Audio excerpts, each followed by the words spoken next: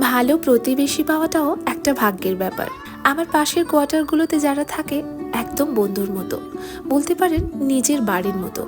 ভীষণভাবে আমাকে সাহায্য করে। কয়েকদিন ধরে আমি আর পুচকেটা কোয়ার্টারে একাই রয়েছি, তার উপর দুজনের শরীরটা একদমই ভালো যাচ্ছে না। তাই কয়েকদিন ধরে রান্না বান্না খুব একটা না করলেও খাবারের কোনো অসুবিধেই হচ্ছে না। সকালবেলা আজকে লুচি আর পনিরের তরকারি দিয়ে শুরু হলো, পাশের বাড়ির বৌদি দিয়ে গেছে।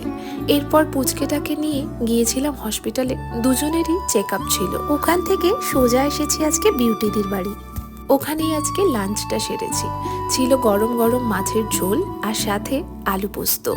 এরপর পুচকেটা ইনায়ার সাথে খেলাধুলো করতে ব্যস্ত। কাউকে পেলে ওর আর কিছুই লাগে না। এরপর মা ছেলে ভালো একটা ঘুম দিয়েছিলাম। কয়েকদিন ধরে ঘুমটা ভীষণভাবে পাচ্ছে, কারণ শরীর একদম উইক। রাতের ডিনারটাও আজকে ওখানেই সেরেছি, কড়াইশুটির কচুরি আর সাথে আলুর দম দিয়ে।